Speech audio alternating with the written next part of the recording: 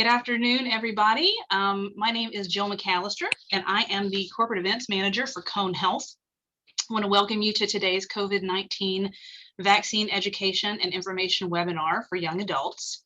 Wanted to go over a little bit of housekeeping before we get started. For those of you who are joining us as attendees, you will notice that that our attendees are not able to speak or be seen. You, however, can speak to us through the chat or the Q&A functions. And I see here, I think we have one of our panelists that we're going to see if we can't get him to get in here for us. So while that's happening, just to let you know, you can talk to us through the chat, through the Q&A, and through Facebook Live. I will be helping to monitor those areas, as well as my co-host, James Harris, who is the marketing manager for Wesley Long Hospital, and Addison Hutchins, who is on the Facebook side. She's our digital communications specialist for Cone Health. So before we get started, I'm going to introduce our panel to you. So we have our moderator, Dr. Andre Harvin, who is Director of Pharmacy for Oncology Services at Cone Health. Mama. And we have Dr. Padanda Webb, who is Executive Director for Student Health at North Carolina A&T University, as well as a family nurse practitioner for Cone Health Medical Group. We have Dr. Yolanda Nicholson, Director of Health, Education, and Wellness, and a family nurse practitioner for North Carolina A&T University. And in just a few minutes, they're going to walk us through a presentation to get us started. And we do have some students from all across the area joining us today to talk about their reasons for taking and endorsing the vaccine. Those are Isabella Cruz, who studies at the University of North Carolina at Greensboro, and she majors in public health. Mary Taylor, year 2 ambulatory care postgraduate, who is completing her residency at Moses Cone Hospital. Francis Ramirez, who goes to Wake Technical Community College. Candace Barr, who is a 3rd-year medical student from University of North Carolina School of Medicine, also rotating at Cone Health. Jean Stenwyk, year 1 Health System Pharmacy Administration postgraduate and leadership resident at the Moses Cone Hospital Pharmacy. Ariel Joy Harris, a 3rd-year medical student from the University of North Carolina School of Medicine, rotating at Cone Health. Joseph Montgomery, a majoring in business administration at North Carolina A&T University, and Irving Montgomery, who is at the University of North Carolina at Greensboro, also majoring in business administration. So that's all from me. I am going to stop talking and share my screen and let Dr. Harvin take it away. Well, thank you, Jill, and thank you, James. I want to also extend my appreciation to the members of the panel, Drs. Webb and Dr. Nicholson. They're going to bring a lot of expertise and sincerity to our discussion at the end. Also want to thank all of the students that are able to join us today, both here on Zoom and on Facebook. We know that you have a lot going on right now, likely thinking about either your next step in life or the finals you have coming up in front of you. But hopefully you all know you have a role to deal with in this pandemic, and you're going to help us take that next step forward. And so with this, we're going to jump into our presentation and then go into our panelist discussion, focusing on the COVID-19 and matters that directly impact young adults in this demographic. So when we think about the vaccine, it's always humbling for us to take a step back and just really understand how the virus has impacted life, not only here in the United States, but globally over the past year. I'll be the first to tell you, this has been a tough year, not only just for healthcare professionals, but all of us in the world. COVID-19 is the definition of a pandemic. It's impacted all of us some way, shape, or form. Over 147 million people have been diagnosed with COVID-19 at some point in this last year. It has led to, unfortunately, 3.1 million deaths worldwide. And when we look at here in the United States, unfortunately, we were about 20% of the total cases, and over 550,000 people have lost their lives here in the United States directly due to the COVID-19 virus. So it is something that's very humbling, something for us to think about as we go forward in this conversation. I'm going to kick it over to Dr. to talk to us about how it's impacted North Carolina specifically. Thank you, Dr. Harvin. So COVID has really, really impacted North Carolina. In North Carolina, we've had close to 1 million cases of COVID just here in little old North Carolina. And we're seeing a trend here recently where it's hitting our younger population. So as you can see from the chart on the left, 53% of positive cases are those that are 50, like younger than the age of 50. Most of the cases are occurring between those that are between 20 to 29 years old. So we're really, really striving and pushing, trying to ensure that this population is covered by the vaccination.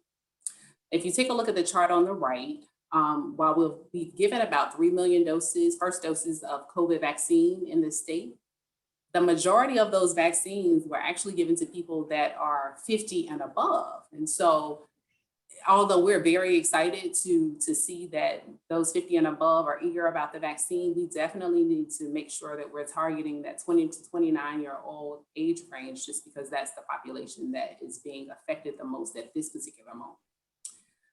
While 53% of COVID cases are those under 50, only 36% of those under 50 have been vaccinated. So, that's an alarming statistic. And we're going to need about 80% of our population to be vaccinated in order to achieve any sense of normalcy or herd immunity. So by not receiving your vaccine, you're ultimately putting yourself at risk. But if you're not really concerned about yourself, at least think about those around you, your mom, your grandmother, that you could be spreading COVID to and not even know. Absolutely. Thank you, Dr. Webb. And when we think about the vaccine, we know it's probably the most important tool that we have right now to helping us get back that normalcy that Dr. Webb talked about. There's a lot that goes on, a lot of myths, and we'll dive into those later. But I really want to focus right now on the safety of the vaccines themselves. And I'm going to focus on Pfizer and Moderna because there's a little bit of an asterisk out there with Johnson & Johnson, but I make sure I'll talk on that as well. But they are somewhat different vaccines. So the Pfizer and Moderna are a similar vector to how that vaccine was created. The Johnson & Johnson is more similar to the AstraZeneca, which actually is not approved here in the United States just yet. But we'll again talk about that if there are more questions. So we focus in just on the Pfizer and Moderna vaccine.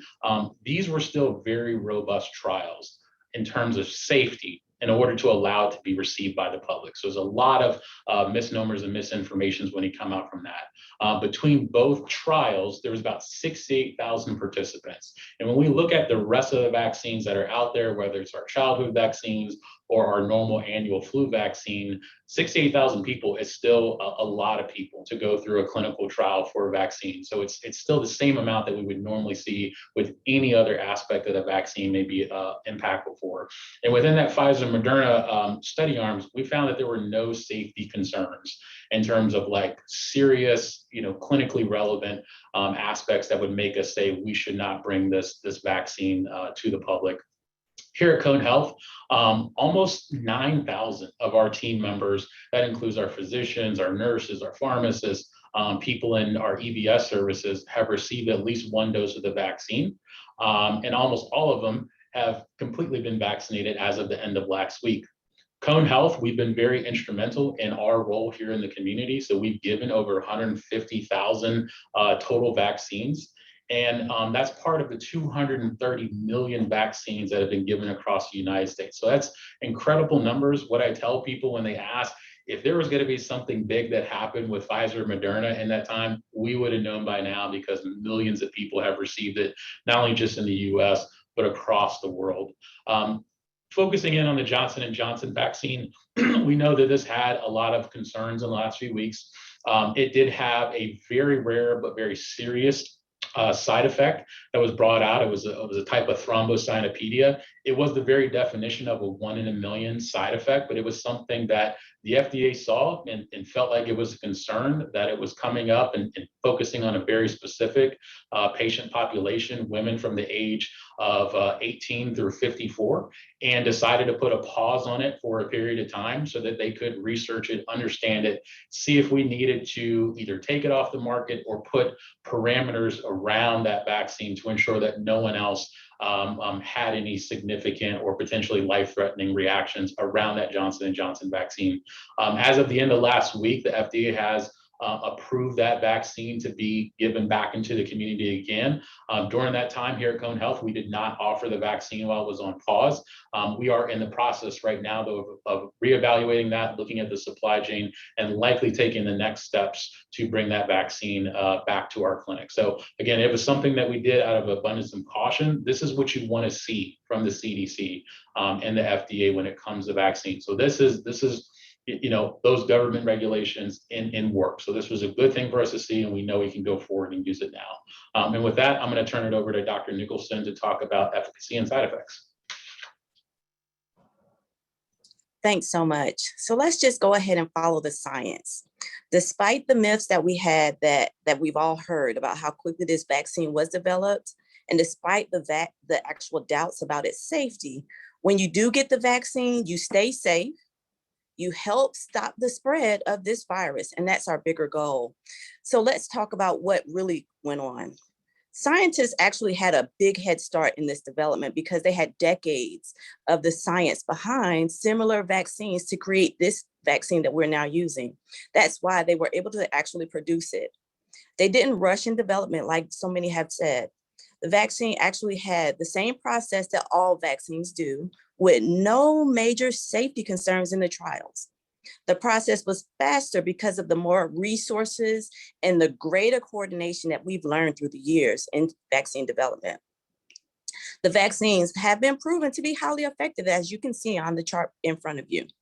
We have up to 95% efficacy, which means that we still need to, unfortunately, continue to wear a mask, socially distance ourselves, and wash our hands. So we want to continue those practices. So let's talk about potential side effects. When you take the vaccine, you shouldn't expect any major effects to occur, but some people may have a sore arm warmth, fatigue, or a low-grade fever for a day or two after they get the vaccine.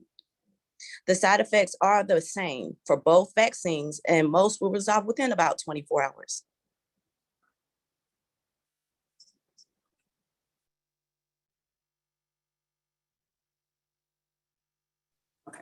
Okay, so let's go ahead and talk about some of these myths. Go ahead on and put them out there and address them now. So myth number one, young people don't need to get the vaccine because they are immune to COVID-19. Well, we know that that is not true. Those that are ages 16 to 65 can experience some severe cases of COVID-19 and have some devastating outcomes and long-term effects. So we are strongly encouraging everyone who is eligible, 16 and up, to get the COVID-19 vaccine. All right, myth number two, COVID-19 doesn't cause any long-term damage in young people. So your age does not protect you from long-term damage against COVID-19. So regardless of what your age is, there can be lingering side effects. There could be fatigue, shortness of breath, loss of smell, and damage to the organs, your lungs, your kidneys, your brain, the things that you may not necessarily be able to see, but just know that it can affect you there. All right, myth number three, the COVID-19 vaccine could cause infertility. So not true. The vaccine has not been shown to have any effects on getting pregnant, maintaining a pregnancy, none of those things. There is no effect there. And in fact, we are encouraging those who are pregnant or trying to become pregnant to make sure that you protect yourself as well as your baby by getting vaccinated. Myth number four, you can get COVID-19 from the vaccine. Again, not true. I want to just make sure that you understand that you are not, just because you get a vaccine doesn't mean that you're going to get the virus itself. So I want you to feel empowered and encouraged to go ahead on and take this vaccine. It helps to fight the virus, but it does not cause any sort of infection. Okay, so let's go ahead on and dispel that myth. There's probably so many myths out there around the COVID-19 vaccine that we could probably spend the rest of this time doing it. But instead, we went on ahead and put together a pamphlet to try to address as many as we could, and probably still couldn't fit them all out there. It's amazing what the internet can create with just like a couple of characters on Facebook or Instagram, but it's out there. So we're going to make sure this is available to everybody that has called in. So we'll make sure that you get a copy of this. And this is for you. If someone, if you want to reference this, if you still have things that we're not able to answer through this discussion, please reference this. If you have friends within your age category that are still sitting on the fence because they believe in certain myths that are being propagated across social media, this is something that you can very quickly reference. And we talk about everything in here, that we know there's no microchips in the vaccine. We know it does not change your DNA. I've been fully vaccinated for months, and I just put on a couple pounds. That's it. Nothing else with the pandemic. So it's no difference there. The vaccine. Right. Yeah, it might not be the vaccine. But we know there's just a lot of myths out here. And we also wanted to make sure we give you something that you can have in hand when it comes to just overall safety, efficacy, a lot of the aspects that we've touched on today. So with that, we're going to transition to just more of a discussion between myself and the panelists. Again, thank you, Dr. Webb, and thank you, Dr. Nicholson, for being here today. Again, if you have any questions that you want the panelists to answer, we're going to go ahead and take those. I've got 3 standard questions that I want to kick it off with, and I'm going to start with Dr. Webb. So Dr. Webb, what concerns you most about the vaccine when it was first maybe announced, and why did you decide to take it at the end of the day? So, well, first of all, the reason I decided to take it is to, one, protect my children and protect my grandmother. I mean, my grandmother, she literally raised me, and she's at my house every single day. So I needed to make sure that that I was doing the best thing that I could do to make sure that she was protected. So probably a little bit less about me, even though I'm in healthcare, and more about my family and what I needed to do to make sure that they were protected. As far as concerns, when it initially came out, I think that my biggest concern was whether or not people were going to take the vaccine seriously because of the political undertone that it had kind of coming when it first came out. So, and I think that there's probably still some concern there, but I think that was my primary concern. Can we get this virus under control with the political undertone that we already know is out there? Absolutely. Thank you. Dr. Nicholson, same question for you. So for me, I kind of had the same perspective. I did my own research when it first came out because I wanted to be informed to make sure that I could answer the questions that came up in the clinic or in my interactions in my community, because people are going to ask you questions as well, because you represent this science that's behind it. Even if you weren't part of the actual investigation or the actual trials for it, they are expecting you to be informed. So when you are your community's representative, then you want to make sure that you're answering them properly. So I wanted to go in there fully informed. I wanted to continue to go to work and safely help those who were being diagnosed. And the way that I did that was by protecting myself, so that if I came into contact with someone, I knew I could give them the support that I did miss from practicing pre-COVID to practicing now. Some of that connection gets missed, and because you have that concern, you want to comfort, but you want to make sure that you're taking care of yourself so you don't take it home as well. And so some of that got lost, but I felt better with the vaccine and having felt like I took an actual initiative to take care of that person. So I didn't bring it to work as well, but that I could provide the care that they deserved safely. Absolutely. Thank you.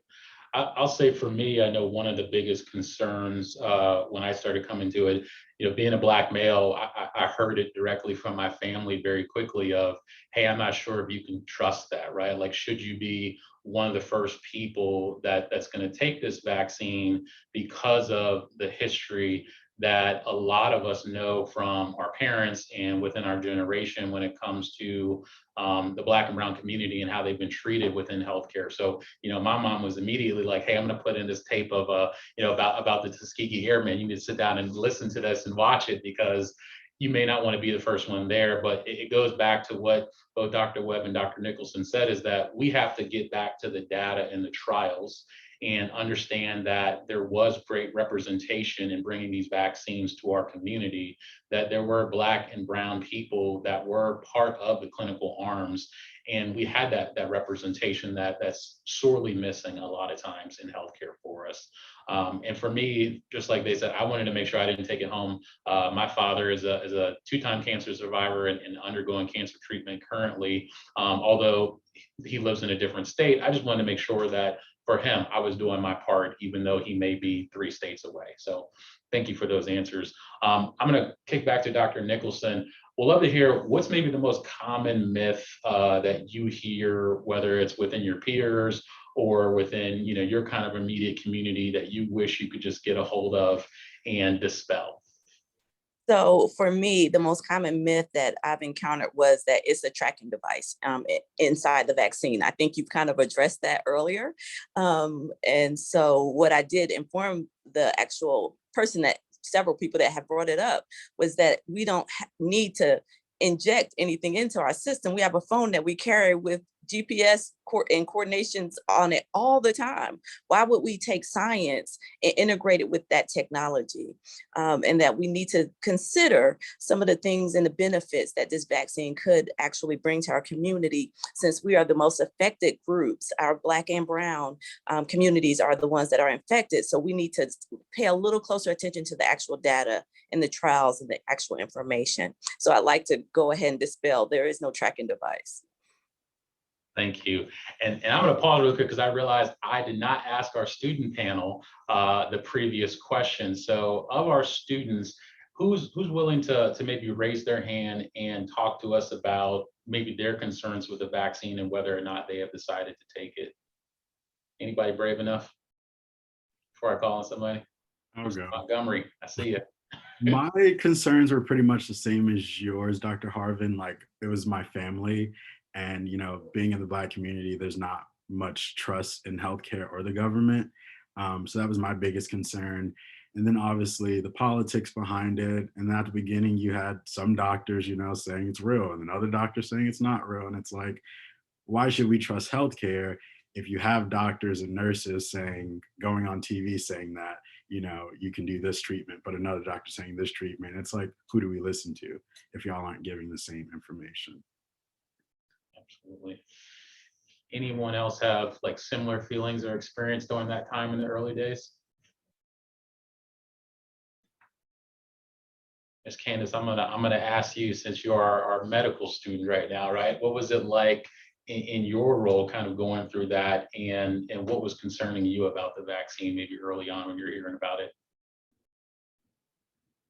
I had some of the same concerns, but again, I went and informed myself about the vaccine and eventually decided to take it because as a third year, we're moving into clinicals where we'll be at the forefront of healthcare and in front of patients. And I just wanted to protect myself, my patients, and my husband as I'm traveling back and forth. So that was the reason why I decided to take it. All right. Thank you. Okay, and I'm going to change gears and go back to my myths. So I'm going to kick it back over to Dr. Webb, and I'll make sure I keep us on pathway. Dr. Webb, what was your kind of main myth you kept hearing out there? You just want to dispel it. I think that Dr. Nicholson hit it on the head when she brought up the sorry, just had a brain fart. The vaccine being manufactured too quickly. So I think, and actually both of you kind of talked about that. The vaccine, it's been studied for years and years and years. Like, this is not brand new. Corona is not new.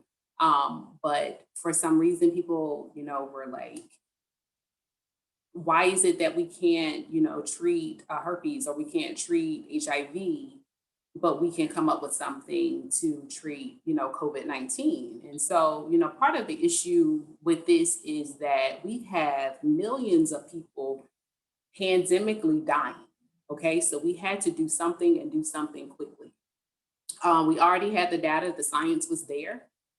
So, we had to just make sure that we came up with a vaccine so that we could stop the pandemic and stop, keep people from dying as often as they were dying previously. So.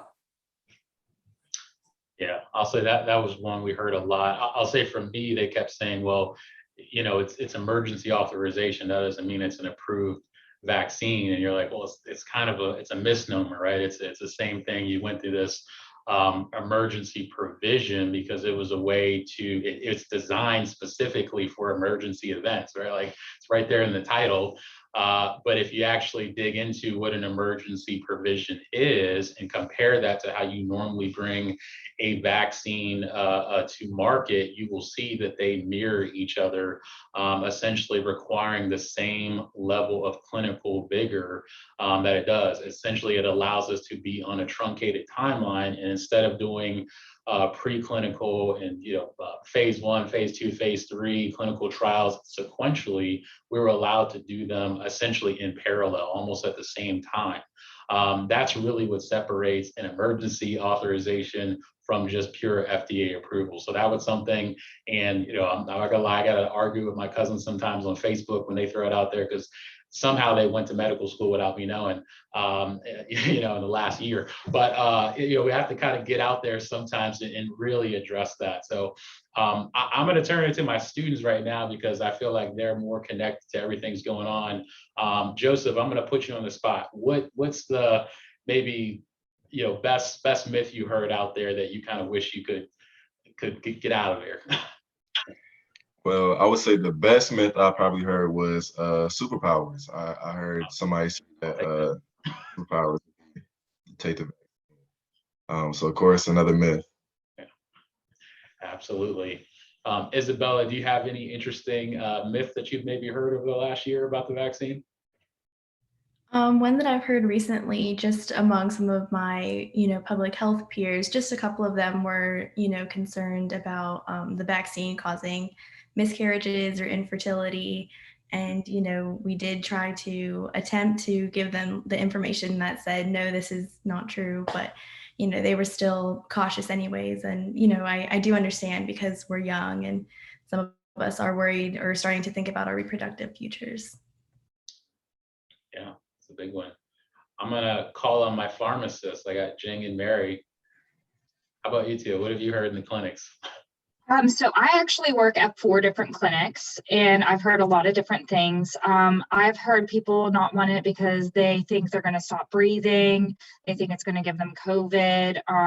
They think that it's just a scam, all those things above, but being able to educate them. I have heard the pregnant thing from a couple people, and I do want to discuss, there has been literature that's came out in patients who are pregnant, and they've gotten their vaccine in different trimesters, most of them actually being within the 3rd trimester, and they've had their babies and all their babies have turned out fine. So I think that's another great point to address when you're talking to patients that are concerned about the reproductive data or reproductive concern. I know that concern was addressed because they thought that there were COVID receptors on the placenta. That is not true. That was from a disgruntled employee that came from Pfizer. So I think that's important to address. That's not a concern. That's not going to attack the placenta. We've had data in patients in pregnancy.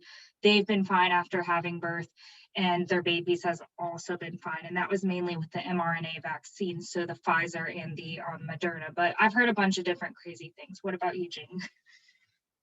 I think the one, I guess it's not really a myth, but about the blood clot concerns with J&J and just kind of addressing the risk of blood clots in general. So with COVID, when you get the disease itself, you're at a really high risk of developing blood clots, either in your legs or in your lungs. I think the number you have is about 250 per 1 million. Yes. So whereas for the blood clot in the J&J vaccines, you guys have the 6 per 6 million cases. That's like 1 out of 1 million. So if you don't have the vaccine and catch COVID, your risk of developing a blood clot is, 250 times that of if you just had a vaccine and happened to be that 1 in 1 million. And if you actually look and see the amount of people who are on birth control, it's more common to get a blood clot from birth control or even smoking cigarettes, which most people do, and they're comfortable with that risk. So if they're comfortable with that risk, I think that kind of puts it in perspective, like, why are you so scared of this when it's even less common and you don't see people with blood clots from birth control very often? You don't hear about that very often in the news or anything. Absolutely. Yeah, thank you both. And with the blood clots, when it first came out, it was one of the biggest concerns was how to treat it, right? Like, so that, our normal pathway to treat those blood clots wasn't necessarily the best way to treat, this more rare form of a blood clot. So now that we have those kind of guidelines in place, that's again why I'm more comfortable lifting this pause on it as well. So thank you both for bringing that to the table. That was great. So I'm going to reach out to Francis. Francis, are you able to come off of mute? I see you were having some technical difficulties earlier. Absolutely. So I apologize. Yeah. I apologize tremendously. Unfortunately, I was unable to go ahead and get camera access. I don't know what's going on with my device, but fortunately, I am able to speak. Hopefully, you guys are able to hear me clearly. Mm-hmm. We hear you. What's maybe an interesting myth that you have heard from your peers about the vaccine? So one of the main things that I'm hearing, and I can't wait until this myth is gone, is that we're supposedly an experiment. And I know this was touched on briefly before, how they're saying that, oh, since this vaccine was out too fast, we're guinea pigs basically to Bill Gates and all these guys who have made massive contributions as far as to getting the vaccine and all the millions of lives that they're saving. But still they're thinking, well, wait, this is too good to be true. We're guinea pigs. Who knows what's going to happen? Let's wait a little bit. You know what I mean? Yeah. I'm sure you guys have heard this as well. Heard it a lot. Yeah, it's Bill Gates has somehow become the boogeyman of the whole world in this last year. But yeah, it's something that we hear a lot. And again, the guinea pig, it's far out-fetched that these clinical trials are done with the appropriate amount of people, and hundreds of millions have received the vaccine at this point in time. So we're all in this together at this point, right? So there's nothing. Absolutely. Absolutely. Well, thank you, Francis. I got one more question, and then we'll kind of turn it over to everyone out there and see if we've had anything else come through the chats. I'm going to give this to Dr. Webb to kick us off. So we've talked a lot. We've addressed myths. We've hit on the data. What personal advice would you give to someone that's maybe just still sitting on the fence, even after this? They're just like, I just don't know. I would say to you, trust the science. That's what we have to do at this particular moment. And if you're not at a point of trusting the science, then I would say do it for the people around you. Do it for your family, your mom, your dad, your cousin, grandma. Do it because you want to get together for Memorial Day, or you want to get together for 4th of July, like some of those holidays that we have not been able to get together for over the last year. You can protect yourself, protect your family, have a nice social gathering, and have a level of protection there, kind of going back to that state of normalcy. Like the vaccine will give us that back. Absolutely. Thank you. Ariel, reference your generation, your demographic. They're still sitting on the fence. What's the advice you give to them? I think Dr. Webb's advice about if you can't trust the science right now, I would definitely say for my generation, I think the biggest thing for us is that we want to be able to get back out there. I know people want to travel, people want to have their summer vacations. And so this idea that right now that we can even, go mask free if you're fully vaccinated outside, just having some sense of normalcy again, I think is the biggest thing. And young people, they want to be able to enjoy their outside and their inside gatherings. And so we can get everybody vaccinated and get everybody on the same page and come together as a community. We can, kind of, get this virus under control, and, we're going to have to live with it. But, vaccinating everybody is a way to, make sure we're all safe. Yes, thank you. And Dr. Nicholson, take us home. We got a couple of people still on the fence. How do we convince them? I think answering their real concerns. I think that's the best way to know what they're really worried about, to find that healthcare worker or that community partner that's well-informed and have that frank conversation.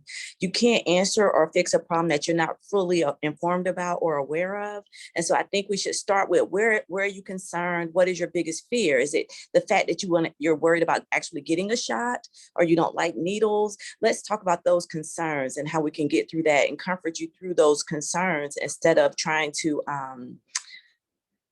have this disease win. The goal is to not let it win and to get back our communities and our social lives and our interactions and our connections with the community again. And so those things are the bigger picture here. And so let's just talk about what the real worries are so that we can get answers for you. Absolutely. Thank you, Dr. Nicholson. Dr. Webb, do you have something else to add? I was going to say, ANC has a vaccine clinic on Tuesdays and Thursdays. If there's anybody out there that has questions, if you're straddling the fence, not quite sure that you want to, then come have a conversation with me or with Dr. Nicholson so that we can kind of help reassure you and steer you in the right direction. Certainly not going to pressure you into vaccination, but going to give you the information that you need to make an informed decision. Thank you. So we're going to move on to our question and answer session. Those that are on the panel or those that are in the discussion session, please feel free to go ahead and put your Q&A in there, and I'll turn it over to Jill and James to take us through that. Thanks very much. So let's see, while James, I think he's kind of busy getting off of mute here. So we do have one question that's come in through Q&A where this is from an anonymous attendee. They are representing a case where an individual has tested positive as of the 27th of April, but had gotten the Johnson & Johnson vaccine on the 9th. The case is asymptomatic and they weren't exposed to any other known cases. The question is how to handle cases like this, that these breakthrough cases that we see with the vaccine. And should those people still quarantine because they've had the vaccine? How much easier is it to pass it to others?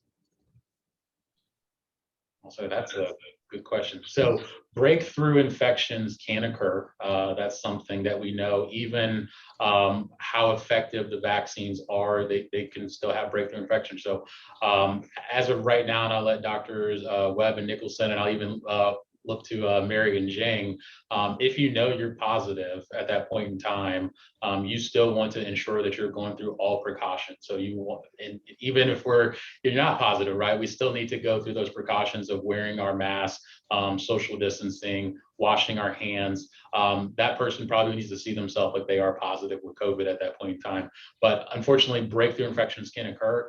This is what will occur if it takes us a very long time to get our entire population vaccinated. That high amount of virus in the community can mutate to the point where it could render some of these vaccines less effective, not ineffective, but less effective. So it's a potential consequence that's out there. We know that these incidents can occur because none of the vaccines are 100%. Thank I you. think you summed that up beautifully. James, you have another one for us? Yes, I do. So this is a question from Facebook, and this question says, my wife had the first Pfizer dose and had an anaphylactic reaction.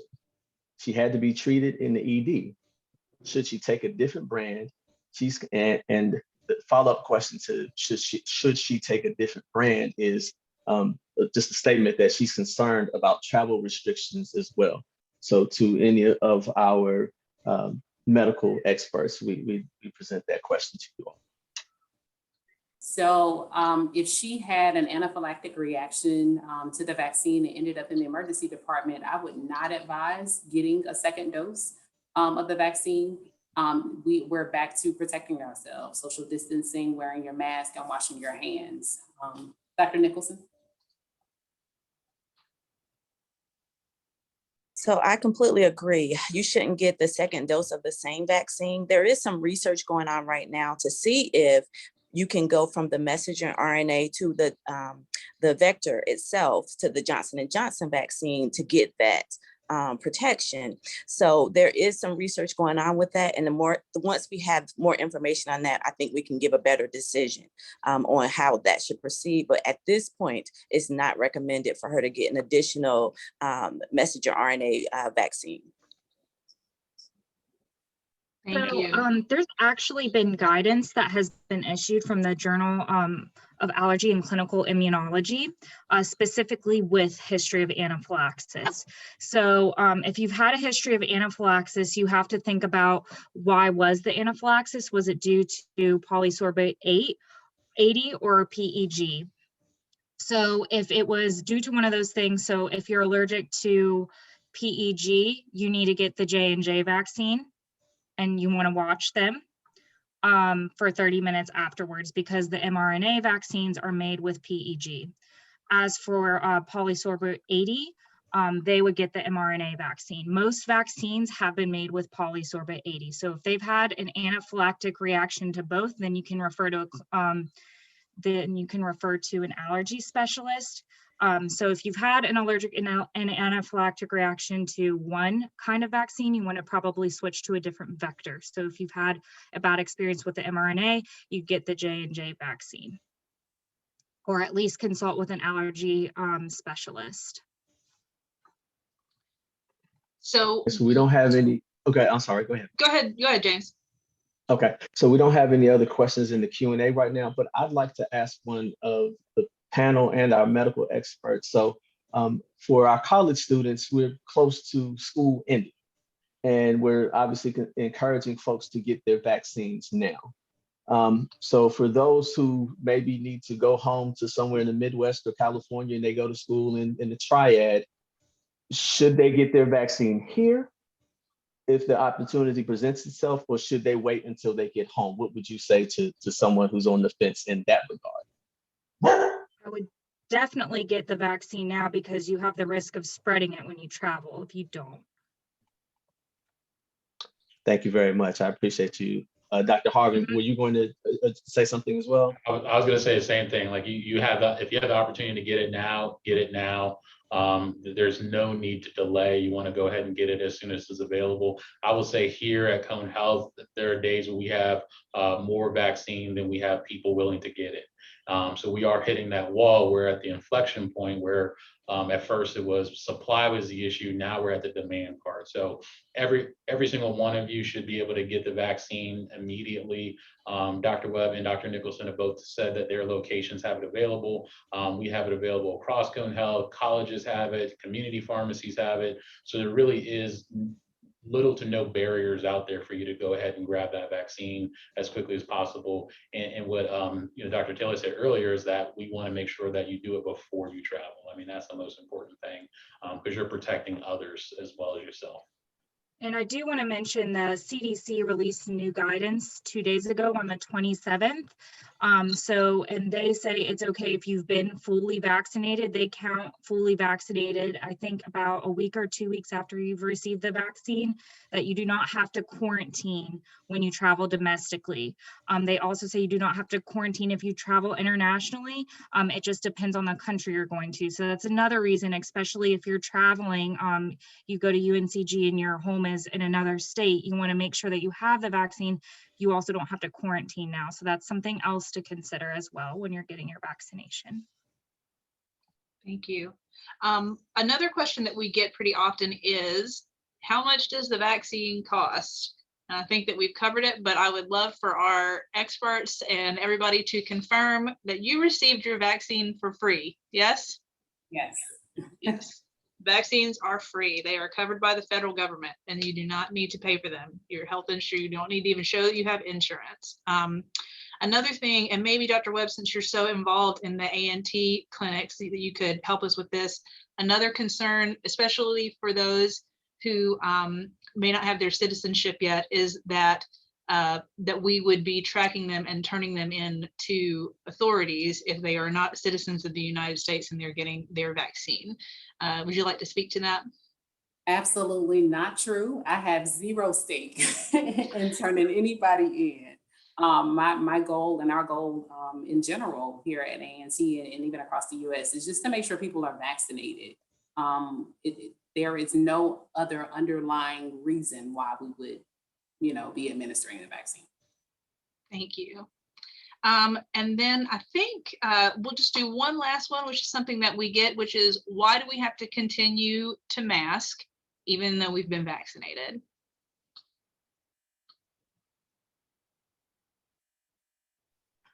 So I can take that. It's still a precaution. So again, our vaccines are incredibly effective, but they are not 100%. And nothing is, unfortunately, the only thing guaranteed in life is taxes and death, right? So even if I did Pfizer, it's 95% effectiveness, there's still that 5% opportunity that I could spread that virus, even though I may not be personally affected by it with the vaccine, to somebody else that is vulnerable to it. And so until we can really get to that herd immunity, and some days it feels like it's just going to be far off or unachievable, but I really do have faith in us that we can get there. We still need to do what we know has been effective the entire time, and that's wear our mask when appropriate. Again, those guidelines have been updated by the CDC. So again, you don't have to wear them outside if you're not in close quarters, and they're going to start to take off some of the precautions in terms of the number of people. So that research continues to develop.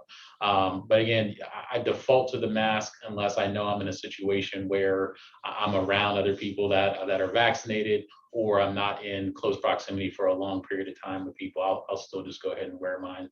And it's really for my thing to protect other people in and around my community. And it looks like we have one more question in the Q&A. James, you want to take this one? Sure. The question is, how are you defining herd immunity? What percentage defines that? Good question today. I will say, and Dr. Webb, you can jump in if you want to take this. So the number has moved, and I don't think anyone's willing to put a true percentage on herd immunity. That's the most important thing. So it is an answer, non-answer. That I think time will tell what that means. So herd immunity is going to be a combination of vaccinated and individuals that have recovered from it and have natural immunity. We don't know specifically what that percentage is. We always hear around anywhere between 70, I've heard upwards of 90% is required for it because it spreads so quickly and it's so virulent. But I don't know if we'll get to a point where someone says, and now. It may take time. So I'd say still to come, and anybody that has better data than me, please feel free to jump in. Yeah, so that's exactly what I've been telling people. I mean, that number certainly can vary, but around 80% is the number. But again, don't hold me to that if it comes out at 75%. All right. Thank you to the panel. And one of our panelists, Irving, has raised his hand. So Irving, the floor is yours. I was gonna see if the doctors could address like COVID in general, like the disease itself in the midst, because a big problem is there's still a lot of people in the country who don't believe that COVID's real. They feel like, the numbers are fake and it hasn't killed this many people. So in return, if those people don't think it's real, why would they get the vaccine? So if you could speak on that, I think that would be beneficial to the viewers. Okay, Dr. Nicholson, I was gonna let you take that. I feel like I've talked a lot. Well, how do you prove that this many people didn't pass away? How do you actually prove to them that this isn't really occurring and that people aren't getting sick, or that how do you prove that when we have so much data and we have so many people in healthcare who are overwhelmed with in an emergency room from the ICUs, and so many family members who we are personally aware of, or friends who've been infected? Sometimes it has to unfortunately hit a little closer to home for some people to actually see the true impact. And so that doesn't always occur with the information that we are able to provide for them or the data itself. And so that would be my concern, is that unfortunately, sometimes it has to be a little more intimate for it to actually to appear as a real problem for certain folks that may have these myths in their mind. And sometimes we have to get to that. We don't want to get to that point. I don't even want to say that, because I wouldn't wish that on anyone, just because you don't know how it would affect them. And so for that, I I'm not even sure how to answer that question because of that, with us giving so much information and it being everywhere, that I'm not sure what else they would need to realize what is really going on. To Dr. Nicholson's, oh, I'm sorry, go ahead, Dr. Webb. No, I was just going to say, I can tell you that we see it every single day. It has certainly overwhelmed the hospital systems, the doctors' offices, and everywhere. So from a healthcare professional, I want to assert or assure you that COVID-19 is very, very real. You know, I was actually curious of all of our panelists. Do you know anyone personally who has gotten COVID? For anybody who's watching and thinks that this isn't real, I know for me, my brother had it, and then his wife got it, and then my niece got it, and my nephew got it, my mom got it, and then my dad got it. Just went through the whole family, and I lost a dear friend to it. So for anyone who is watching that is thinking it's not real, I think everybody shook their head. You know, to know that yes, it is. We know people who have had it. We know people who have been affected. So I am not seeing anything. So we do have one question that sometimes we close things out with, Dr. Harvin, if you're up for it, and would put this to all of our panelists. What are you looking forward to most once we get enough people vaccinated and we are off on our way to on herd immunity? Sure. You know, I think that it's interesting. I think we're social creatures, right, by nature. I mean, that's who we are, and whether you get your energy, you know, whether you're extrovert or introvert, there's still that level of social need that we have from our base human instinct. So I think we all, whether we realize, I mean, some people are like, hey, COVID hasn't changed anything to me too. I like it. I don't have to deal with people. But people don't realize that they're still probably missing that little bit of personal touch. I'll say on the funny side is that I like doing a lot of yard work. And ever since COVID-19, I haven't been able to convince any neighbors or friends to come over and help me do any of that. So I would say last weekend I moved 7 tons of topsoil by myself, and my back is still paying for it. So I am looking forward to once we get on the other side of that I can start to con people coming over and help me planting some new trees and get some yard work done. So I like that. That's just one of my big things I like. I'm looking forward to it at the end of the day. And let's see, Jing and Mary, what about you guys? So for me, my grandma, who like I grew up with, still lives in China, and unfortunately my grandpa recently passed away, and so we're trying to, as soon as possible, go visit her in China, and just for her to feel like her children and grandchildren are there. Unfortunately, with the pandemic and all the quarantining you have to do when you travel internationally, it's just not a feasible thing right now. But I'm really hoping by December, fingers crossed, this trip can be possible. That makes sense. Well, life as a resident, I don't really have much life, but I am just excited to not wear a mask and be able to breathe outside, especially in clinic running around. It is hard to wear it, and I'm excited to feel more comfortable around my family and friends. Isabella, what about you? Kind of similar to Jing, my parents and my siblings are in California, so I'm looking forward to being able to go visit them and just to have a little bit of, normalcy, just because I haven't seen them in about 6 months. So, yeah. Candace?